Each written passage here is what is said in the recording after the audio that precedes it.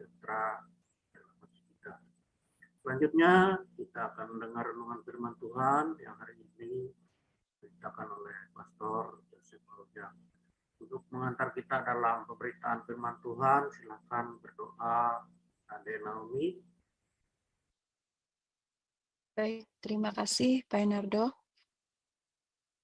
Bapak, terima kasih kami telah mendengarkan puji-pujian. Biarkan puji-pujian ini menjadi dupa yang harum di hadapan-Mu Tuhan. Dan sebentar kami akan mendengarkan firman-Mu, dan biarlah apa yang disampaikan oleh gembala kami, Pastor Paul, dapat menjadi petunjuk bagi kami dan menjadi penyemangat untuk hari-hari kami, Tuhan. Dan biarlah kami menjadi pendengar yang baik, serta fokus sehingga bisa memahaminya, Tuhan, untuk menuju next level. Terima kasih Tuhan, di dalam nama Tuhan Yesus, haleluya, amin. Amin. Terima kasih Ade Naomi. Selanjutnya siap-siap untuk membaca firman Tuhan untuk Sarma dan Ibu Cinta. Adapun dasar renungan kita hari ini diambil dari kitab Amsal 20 ayat 1 sampai 30 dibacakan oleh Ibu Sarma, dan dari kitab 2 Timotius 4 ayat 1 sampai 22 dibacakan oleh Ibu. Silakan Ibu Sarma.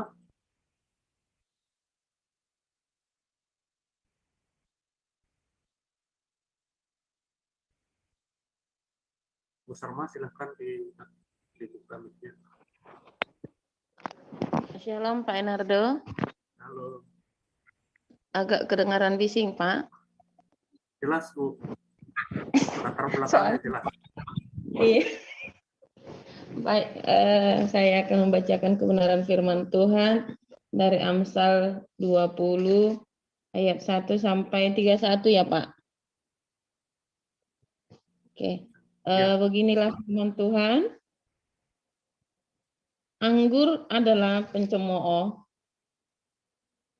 minuman keras adalah peribut, tidaklah bijak orang yang terhuyung-huyung karenanya.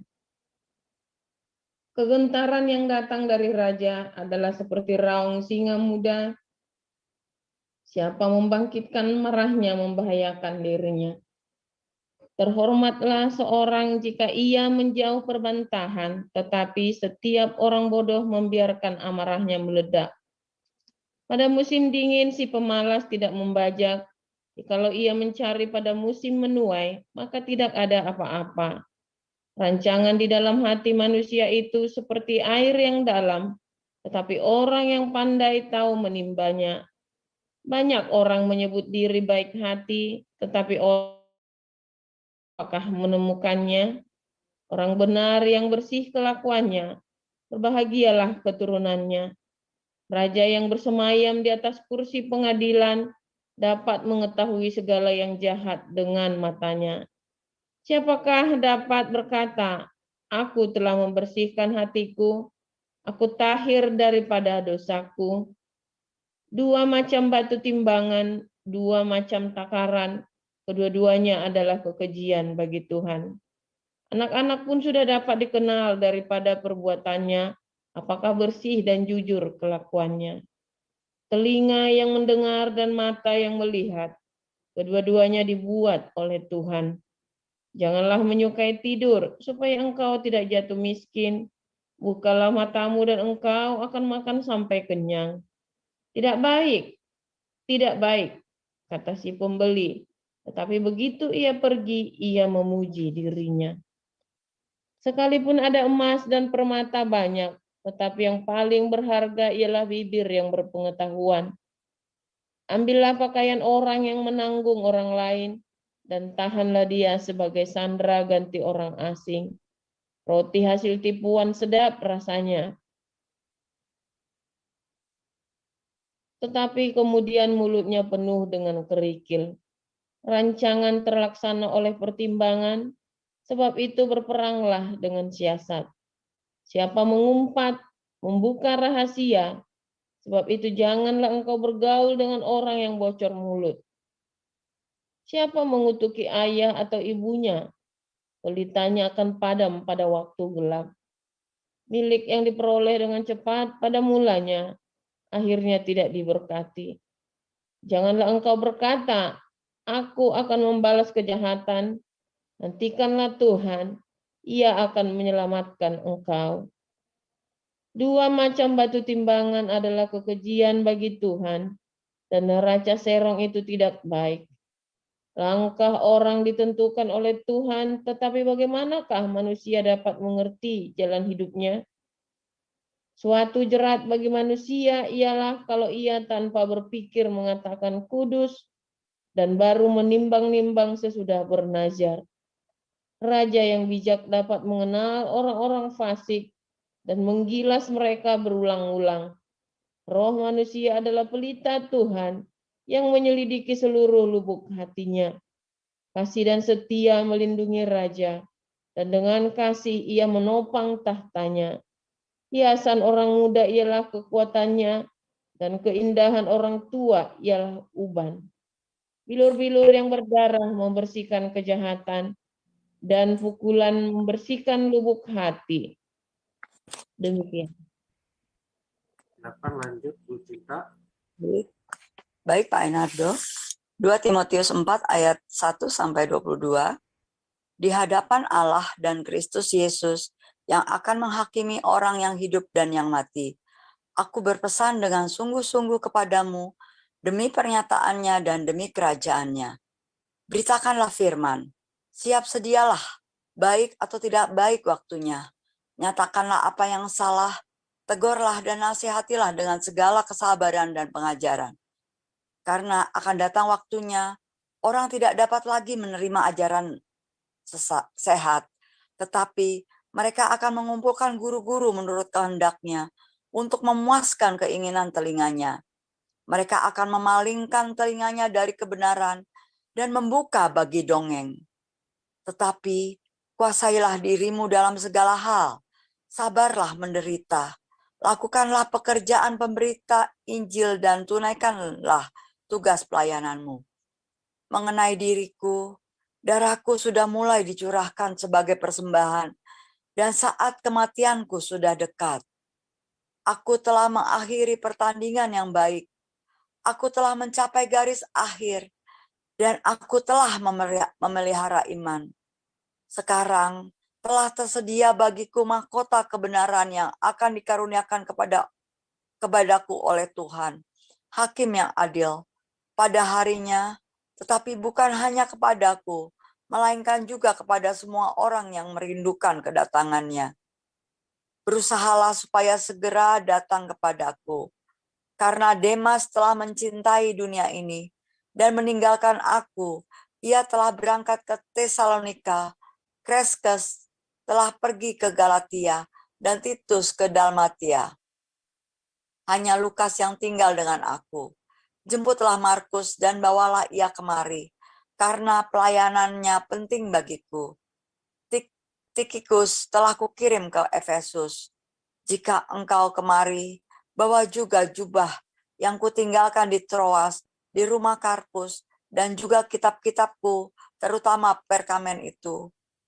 Alexander tukang tembaga itu telah banyak berbuat kejahatan terhadap aku. Tuhan akan membalasnya menurut perbuatannya. Hendaklah engkau juga waspada terhadap dia, karena dia sangat menentang ajaran kita. Pada waktu pembelaanku yang pertama, tidak seorang pun yang membantu aku. Semuanya meninggalkan aku. Kiranya hal itu jangan ditanggungkan atas mereka.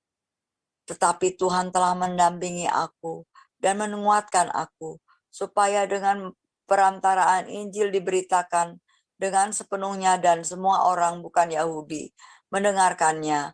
Dengan demikian aku lepas dari mulut singa.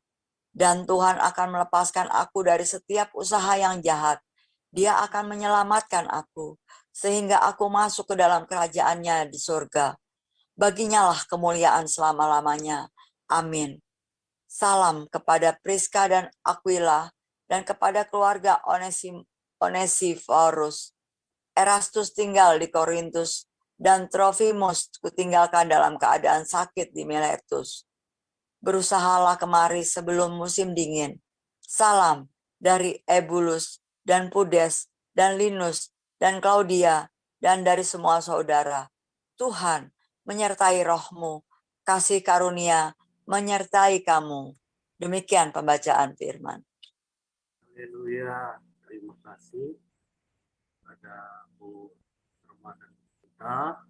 Selanjutnya kita akan mendengar firman Tuhan 75%. Silakan Pastor Joseph Pauja. Haleluya, luar biasa. Mana nih? Cintaku sayangku, tolong tampilkan tadi Amsal yang ke mana tadi ya?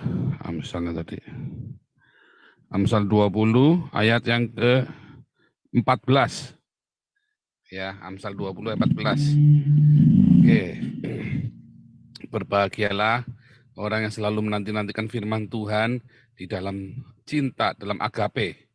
Sehingga hidupnya akan dipenuhi dengan rema, ya. Dan rema itu akan menjadi penuntun, ya, yang akan menuntun hidupnya. Sehingga hidupnya selalu dari kemenangan kepada kemenangan. Dalam kondisi apapun selalu berkemenangan, ya. Tidak ada rasa takut, tidak gentar, tidak ada rasa khawatir, tetapi juga tidak ceroboh karena berhikmat, saudara ya. Orang-orang yang berhikmat itu tidak akan ceroboh, dia tidak takut tapi tidak ceroboh. Sama ya, misalnya nih ya, kita kalau setir mobil, kok enggak takut setir mobil? Nanti tabrakan bagaimana? Ya karena kita sudah menguasai mobil itu. Lah kalau saya suruh anak 10 tahun, ujuk-ujuk nih kamu naik motor, itu bahaya, kita khawatir saudara. Ya, di Indonesia itu banyak anak 10-12 tahun sudah naik motor ya, gila ya. Nggak ngerti dah saya cara berpikirnya ya. Belum tanggung jawab saudara, berikan motor baru, waduh gagah-gagahan nggak pakai helm, mati. Ya Anda harus takut itu.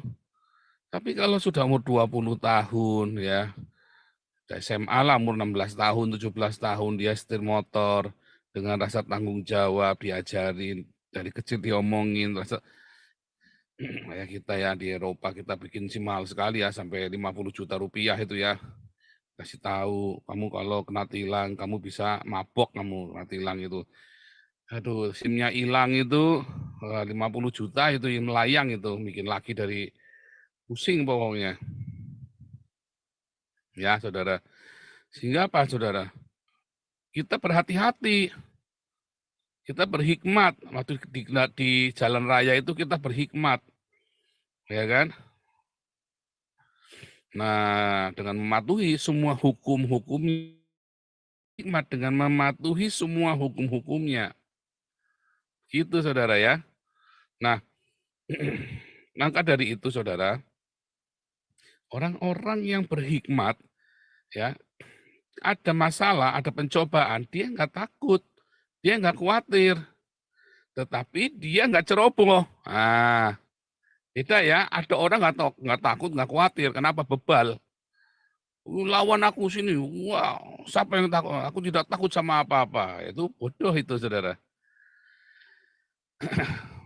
Tetapi di sebaliknya ada orang yang ketakutan terus, saudara. Wah, nyungsep terus, sembunyi terus.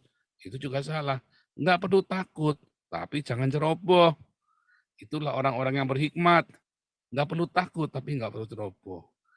Ya, semua itu ada kuncinya, semua itu ada jawabannya, semua itu ada caranya. Ya, nggak usah dipaksakan, semua ada caranya. Tadi ya, rajin tanpa pengetahuan pun tidak baik. Anda harus punya das, punya rema. Ya.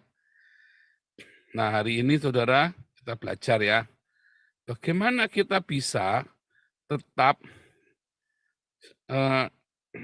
on track, saudara. Salah satu trik penting, wah, ini salah satu trik yang penting, saudara, yang bisa menghalangi Anda masuk surga. Ya, itu posesif. Bagaimana kita bisa menghilangkan, bagaimana kita bisa mencegah jangan posesif, saudara. Satu ya, hanya satu saja, banyak triknya, saudara. Cuma ini satu yang penting, yang bahaya, saudara, yang menjangkit semua anak-anak Tuhan. Yaitu apa? Konsumerisme. Anda bukan konsumen ya, tapi konsumerisme. Ya. Kita ini konsumen, konsum ya. Kita ini kan pemakai. Tapi ada yang konsumerisme ya. Orangnya tuh beragas. Nah, itu saudara. Kalau tetangga beli TV baru, saudara harus beli TV baru. Kalau tetangga punya handphone baru, Anda harus punya handphone baru. Kalau ada yang punya arloji baru, Anda kudu punya arloji baru. Pendeta-pendeta nih yang paling sering nih. Kalau pendeta di sana pakai ini, saudara nggak terima, yuk kita juga beli ini. Mobilnya ganti juga kita mobilnya. Gengsi nanti dibilang berkatnya kalah sama di sana. Saya mau pendeta pakai apa, saya nggak ngiri, saudara, nggak urusan, saudara. Iya kan? Mau pendeta pakai mobil ini, pakai mobil itu. Mengapa? Karena Tuhan ajari saya. Di mana hartamu berada, di situ hatimu ada. Ketika Anda menjadi konsumtif, itu mengerikan, saudara. Itulah awal dari posesif. Ketika Anda menjadi konsumtif, itu membuat Anda, mendrive Anda untuk menjadi seorang yang posesif. Mau Anda hamba Tuhan, mau Anda pengusaha, mau Anda karyawan, awalnya korupsi, awalnya Anda curang, awalnya Anda cinta uang, itu asalnya dari konsumtif. Ya. Kalau Anda bisa menang dalam perkara ini, Anda akan menang, saudara. Dalam banyak hal. Jurus ini sangat penting Anda miliki. Bukan berarti Anda nggak boleh beli arloji. Dulu sudah saya ajarin juga. Arloji mewah beda dengan arloji bagus. Kalau Anda punya uang, belilah arloji yang bagus. Tapi tidak perlu mewah. Karena arloji harganya 1 miliar, 4 miliar, tidak akan menambah 1 detik hidupmu, saudara. Tetap sehari 24 jam.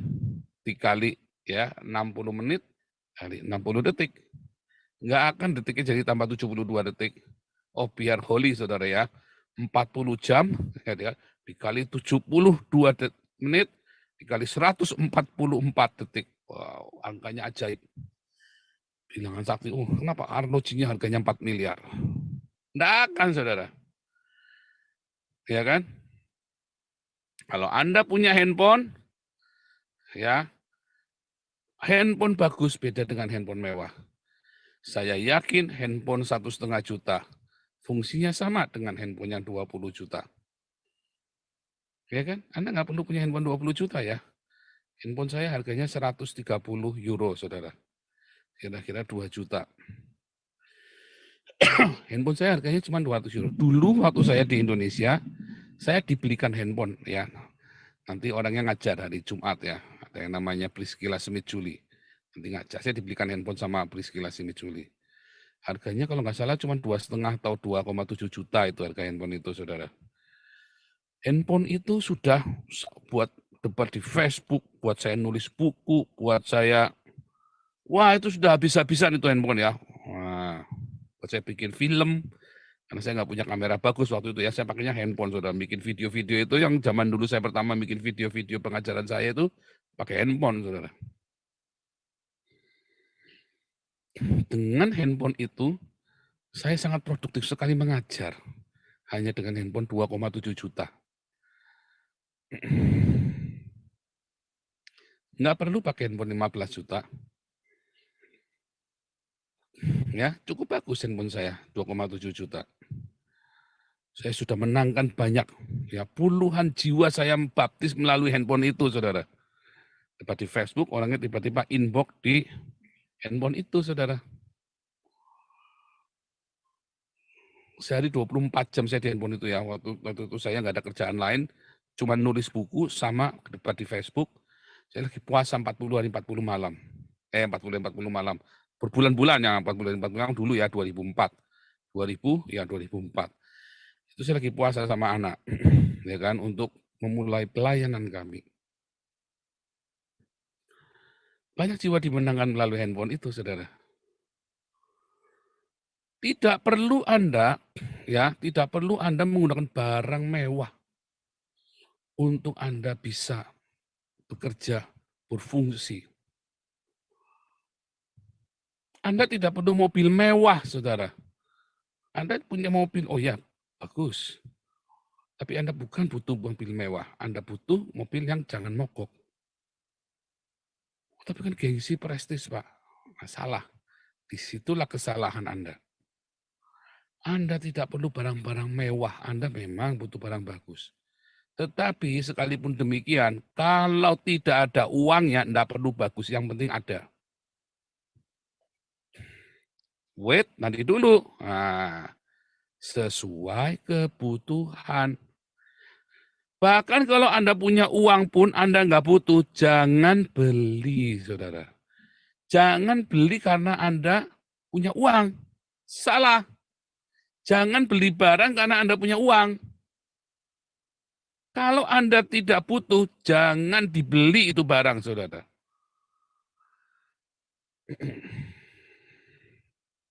Satu, jangan beli barang mewah, ya. Beli barang bagus. Kedua, kalau Anda punya uang pun, tetapi tidak butuh barang itu, jangan pernah dibeli, saudara. Belilah karena butuh, bukan karena Anda punya uang. Karena ketika Anda membiasakan diri untuk beli karena Anda punya uang, wah mumpung ada uangnya beli semua. Lalu di rumah buat apa? Sementara ada orang-orang yang membutuhkan barang itu tetapi nggak punya uang. Maka sebetulnya Anda wajib memberikan barang itu kepada orang yang membutuhkan. Sekalipun baru Anda beli. Nah, loh. Beneran ya? Beneran, saudara. Sebab itu akan membuat Anda menjadi posesif. Kalau Anda tidak memberikannya. Untukku dan untukku. Oh, itu bahaya sekali, saudara.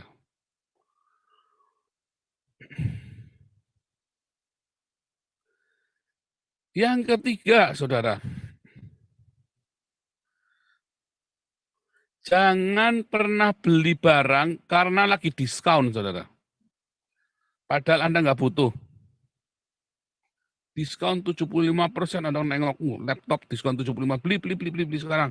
Mumpung murah, padahal Anda udah di rumah udah punya dua-duanya nganggur, Anda mau beli lagi. Beli saja, mumpung murah, mumpung lagi diskon, dibeli saja. Kan nanti berguna. Apalagi laptop, saudara. Ya, setiap tahun selalu keluar generasi baru. Dan Anda nggak berguna akhirnya. Handphone, mumpung lagi diskon, sell. Anda nggak butuh, tapi itu diskon. Jangan beli barang mumpung lagi diskon. Tetapi kalau Anda lagi butuh, ya terus ada diskon, nah beli, saudara. Jangan ragu-ragu. Jangan ragu-ragu, saudara. Kalau Anda butuh dan lagi ada diskon. Tapi kalau Anda tidak lagi butuh, ada diskon, terus Anda ngejar, cari diskon. Sengaja hidupnya cari diskon, saudara. Walaupun Anda nggak butuh. Ya, makanya tadi Amsal bilang kan, tidak baik, kata si pembeli. Tetapi begitu ia pergi, ia memuji dirinya sendiri. Biasa kan Anda kalau ngeliat barang ngomong nggak baik. Ya cuman begitu. Sehingga Anda nggak geragas masuk ke mall, matanya hijau, pengen beli-beli. Masuk ke market kemana saja, wah heboh. Kita mah kalau kemana-mana santai-santai saja ya, saudara. Satu, Tuhan ngajari kita sering pindah rumah. Jadi kalau beli-beli kita juga pusing, saudara. Bawanya bagaimana, pindah-pindah packingnya bagaimana. Kedua, kita memang sudah dari dulu kita ngerti, jangan balapan ngabisin duit. Pegang duit itu lebih enak daripada pegang barang, saudara. Iya kan? Anda pakai mobil mewah, nggak bisa beli bensinnya, keder, saudara. Ya, Anda punya handphone mewah, tapi nggak bisa ngisi pulsanya. Terus mau nelpon, kamu ada pulsa nggak? Aku mau telepon mamiku. Ya nggak malu. Pakainya iPhone 13, mau nelpon, kamu ada pulsa nggak? Aku mau nelpon ya. Kamu iPhone 13, saya ini pakainya Motorola C1. Harganya 1 juta. Nggak malu loh. Ya. Kontrak rumah, saudara. Anda kontrak rumah yang mahal. Tapi Anda nggak ngerti, nggak bisa mengelolanya. Beli mobil mahal. Anda nggak bisa, Anda nggak punya habis-habisan, nggak punya stok. Mobilmu mewah, tapi anakmu masuk rumah sakit ngutang sama kakakmu. Kakakmu cuma naik motor. Bingung saudara kakaknya saudara.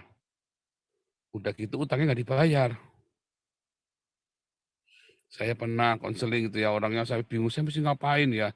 Dia, ini masalah besar buat dia sampai dia habis-habisan ngutangin sahabatnya untuk pergi jalan-jalan tur Eropa, tur apa gitu ya, ke luar negeri pokoknya.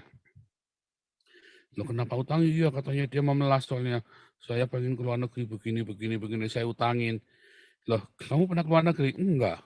Loh kamu utangin dia? Iya sekarang mau ditagih? Iya. Udah berapa tahun utang? Udah 5 tahun yang lalu. Loh iya orangnya sampai udah ke luar negeri lagi sekarang udah pergi kemana lagi. Iya bukannya bayar utang malah buat ke luar negeri lagi. Nah, makanya jangan ngutangin untuk yang begituan saudara. Kalau kamu udah punya duit jangan utang. Juga jangan diutang kamu ngomong. Kalau nggak punya duit, nggak usah berangkat, nggak usah beli. Jangan gengsi. Kalau gitu kamu rubah pergaulanmu, jangan ke sana lagi. Nah masalahnya kebanyakan gengsi sama orang di gereja, saudara. Kan repot. Kenapa? Karena pendetanya yang ngajak, gengsi, saudara. Wah supaya saya bisa masuk dalam ring satunya Pak Pendeta. Jangan. Nggak urusan. Nggak ada duitnya, nggak usah berangkat. Mau ke Israel, nggak ada duit, sampai ngutang-ngutang. Nggak usah berangkat. Jangan. Kalau Anda gengsi, jadi bahan omongan, takut. Ya udah tinggalkan komunitas itu. Nggak baik berarti kan, untuk Anda komunitasnya kan, sampai Anda ngutang-ngutang demi gengsi. Anda kalau tidak ngerti prinsip ini, Anda tidak akan pernah menang, tidak akan pernah mengalami financial freedom, saudara. Kemerdekaan dalam hal keuangan.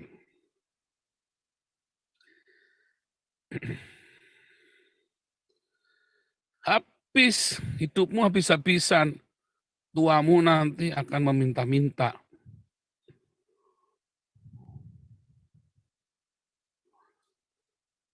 Ya, saya bukannya nggak ngalamin prosesnya, saudara. Saya tahu prosesnya.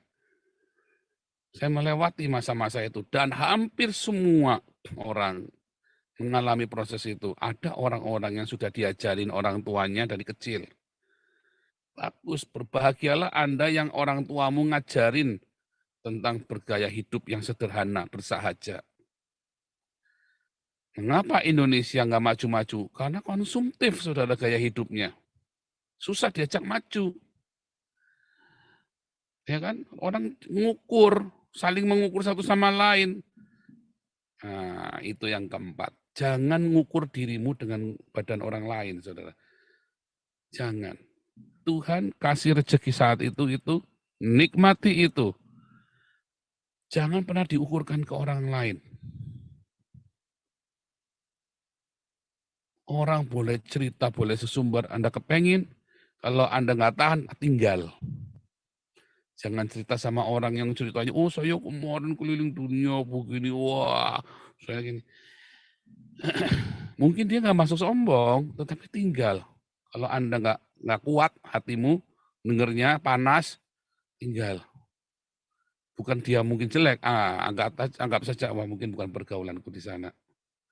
Bagus lagi kalau Anda tahu, wah seneng ya ikut seneng ya udah. Nah, kalau sekitar sih sekarang orang mau pergi kemana, orang pamer-pamer, ada orang Belanda yang masa mudanya dulu zaman perang miskin orang tuanya, terus broken, terus orang tua yang umurnya 70 lebih, saudara. Kalau main ke kami suka pamer ini, pamer itu, anak saya di Hong Kong, suaminya orang Cina apa cerita wah uangnya sekian, rumahnya bagus begini. Oh iya. Saya nggak sengaja ngomong, oh iya, saya pernah ke sana itu. Saya sudah keliling dari sana sampai sana.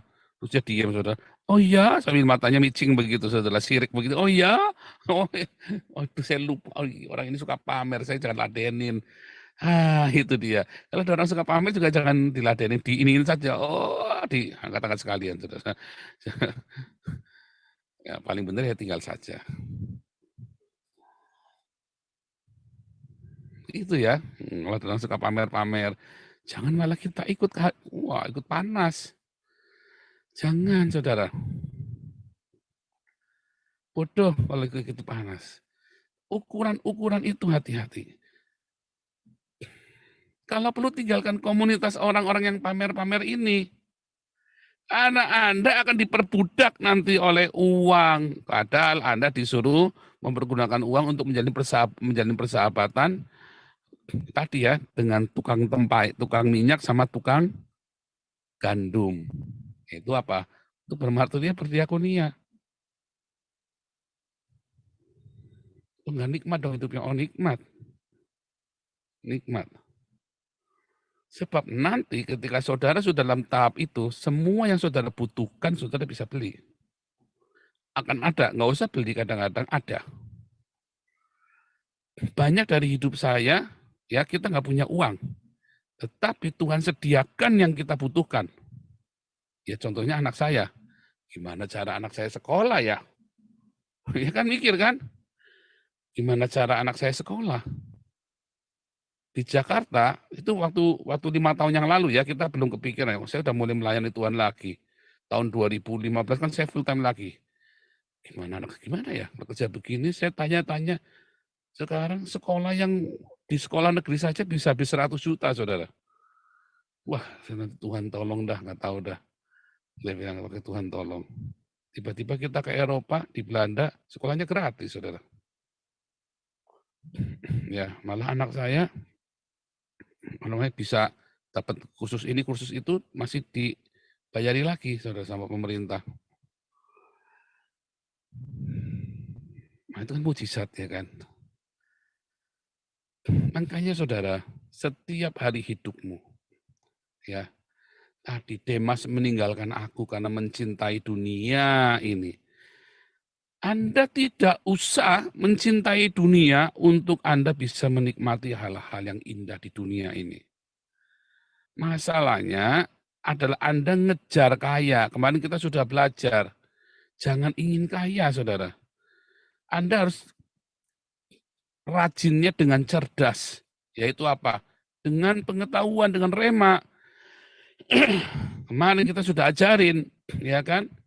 Kalau Anda punya integritas dan kerendahan hati, ya berkat itu, kekayaan itu otomatis menjadi milikmu, saudara, tanpa hatimu melekat kepadanya. Saudara menjadi bendahara yang luar biasa, dipercaya oleh Tuhan. Saudara harus pamer tanpa kan kepuasan dipamer, berarti Anda belum pantas menjadi bendaharanya Tuhan. Kalau Anda masih suka pamer, kalau Anda masih suka memamer-mamerkan kesuksesan material Anda, mungkin Anda belum pantas jadi bendaharanya Tuhan. Berarti hatimu masih melekat, biasa aja lagi. Kan gitu kan? Nah, nangkep ya? Itu penting sekali pelajaran di pagi hari ini. Ya, yang banyak gereja tidak mengajarkan kepada Anda. Kenapa nggak mengajar? Ya karena pendetanya sendiri bergaya hidupnya konsumerisme. Bagaimana mengajarin kepada Anda? Pendetanya aja gaya hidupnya ya haleluya, saudara. Ya kan? Nah. Takaran ukuran mesti yang benar. Dari kemarin kita sudah ajarin satu persatu. Nah, ini adalah pelajaran yang sangat penting tentang posesif tadi. Tentang kemilikan. Mengapa?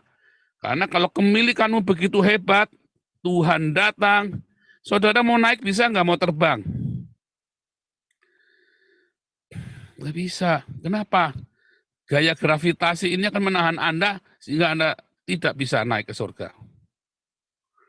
Karena banyak bandulnya ini, banyak yang memberati kakimu, saudara, untuk melangkah.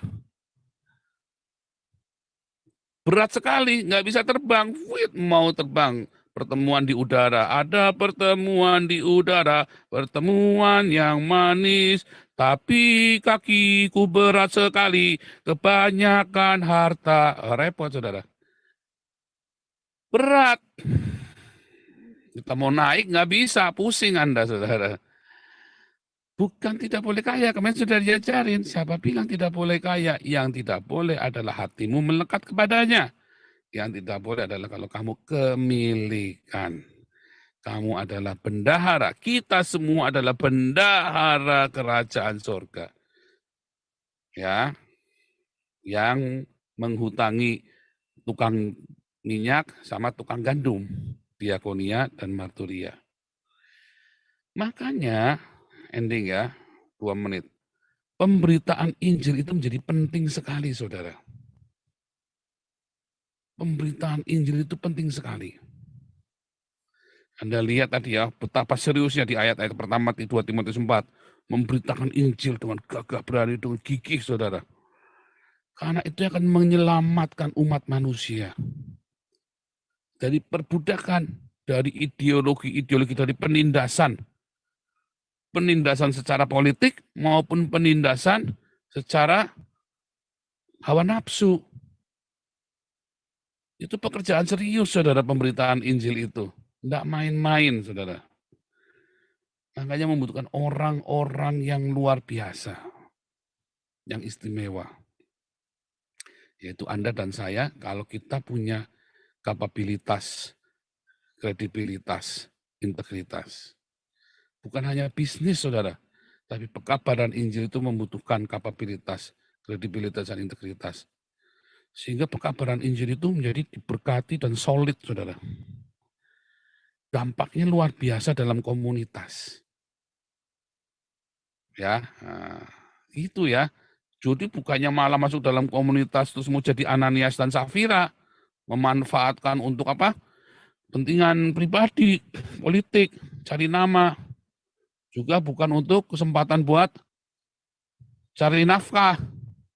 Ya kan, nodong sana, nodong sini, ini pegang, dapat dari sana pegang, terus minta lagi ke sana pegang lagi, minta lagi ke sana pegang lagi. Sementara masih banyak orang yang masih benar-benar membutuhkan, akhirnya nggak kebagian. Akhirnya Tuhan mengutuk. Selalu kekurangan terus, padahal sudah minta sana sini, udah congtipo sana sini, sudah bujuk sana sini. Akhirnya kekurangan terus. Tapi ada orang yang mulai dari komunitasnya dari nol sampai Tuhan pulihkan, sampai Tuhan naik, bawa naik. Dari bangkrut, dari kolaps sampai Tuhan ajak sampai naik dalam kemuliaan. Tuhan Yesus memberkati. Silakan Pak Enardo.